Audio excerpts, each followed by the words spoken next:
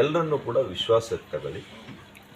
ಯಾಕೆಂದರೆ ಯಾವತ್ತೂ ಕೂಡ ನಾವು ಆಡಳಿತ ಕೊಡಬೇಕು ಅಂತಂದರೆ ಅಧಿಕಾರಿ ವರ್ಗ, ಚುನಾಯಿತ ವರ್ಗ ಇವೆರಡೂ ಕೂಡ ಒಬ್ಬರು ಸಹಮತದಿಂದ ಕೆಲಸ ಮಾಡಬೇಕಾಗ್ತದೆ, ಸಹಯೋಗದಿಂದ ಕೆಲಸ ಮಾಡಬೇಕಾಗ್ತದೆ.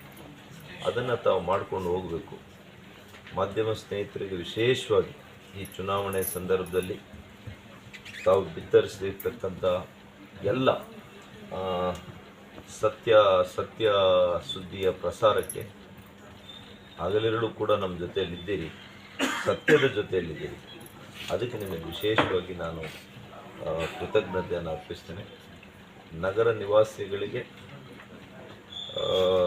ನಾನು ವಿಶೇಷವಾಗಿ ಒಬ್ಬ MP ಆಗಿ, ಹಿಂದೆ ನಿಮ್ಮ MLA ಆಗಿ ಏನೆಲ್ಲ ಕೆಲಸ ಮಾಡಿದ್ವಿ, ಆ ನಗರಸಭೆಯಲ್ಲಿ ಅದೇ ರೀತಿಯ ಒಂದು ನಾವು ಹಿಂದೆ ತಂದಂಥ 40 ಕೋಟಿ ರೂಪಾಯಿಯ ಅನುದಾನ ಈಗ ಆದಷ್ಟು ಬೇಗ ಅದನ್ನು ಅನುಷ್ಠಾನಕ್ಕೆ ತಂದು ಅಭಿವೃದ್ಧಿ ಕೆಲಸ ಕಾರ್ಯಗಳು ಮಾಡಲಿಕ್ಕೆ ನಮ್ಮ ಅಧ್ಯಕ್ಷರು, ಉಪಾಧ್ಯಕ್ಷರುಗಳು, ನಮ್ಮ ಇಡೀ ನಗರಸಭೆ ತಂಡದ ಮೂಲಕ ಆ ಕೆಲಸಕ್ಕೆ ಸ್ಪರ್ಶವನ್ನು ಕೊಡುವಂಥ ಕೆಲಸ ಮಾಡ್ತೀವಿ ಅಂತ ಈ ಸಂದರ್ಭದಲ್ಲಿ ಹೇಳ್ತಾ, ಮತ್ತೊಮ್ಮೆ ಸಹಕರಿಸಿರ್ತಕ್ಕಂಥ ಪ್ರತಿಯೊಬ್ಬ ಮುಖಂಡರಿಗೂ ಇಲ್ಲಿ ಪ್ರತ್ಯಕ್ಷವಾಗಿದ್ದಾರೆ, ಅನೇಕರು ಇವತ್ತು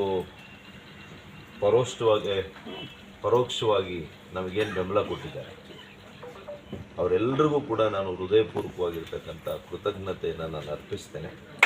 ಅವರೆಲ್ಲರ ಸಹಕಾರನೇ ಇವತ್ತು ನಾವು ಇಂಥ ಪ್ರತಿಕೂಲದ ವಾತಾವರಣದಲ್ಲಿ, ವಿಷಮಯ ವಾತಾವರಣದಲ್ಲಿ ರಾಜಕೀಯ ಜಿದ್ದನ್ನು ಸಾಧಿಸುವಂತೆ ಒಂದೇ ಒಂದು ಹಂಬಲ ಇಟ್ಕೊಂಡು ಬಂದಿರತಕ್ಕಂಥ ಈ ಪ್ರತಿನಿಧಿಗಳ ಕೆಲವರು ಏನು ಬಂದಿದ್ದಾರೆ, ಅವರಿರ್ತಕ್ಕಂಥ ಸನ್ನಿವೇಶದಲ್ಲಿ ನಾವು ಗೆದ್ದಿರೋದು ಭಾಳ ವಿಶೇಷ ಅಂತ ನಾನು ತಿಳ್ಕೊಂಡಿದ್ದೇನೆ. ಆದರೂ ಕೂಡ ನಗರದ ನಿವಾಸಿಗಳು, ಈ ಜಿಲ್ಲೆಯ ಜನರು ಎಲ್ಲವನ್ನು ಕೂಡ ಗಮನಿಸ್ತಾ ಇದ್ದಾರೆ.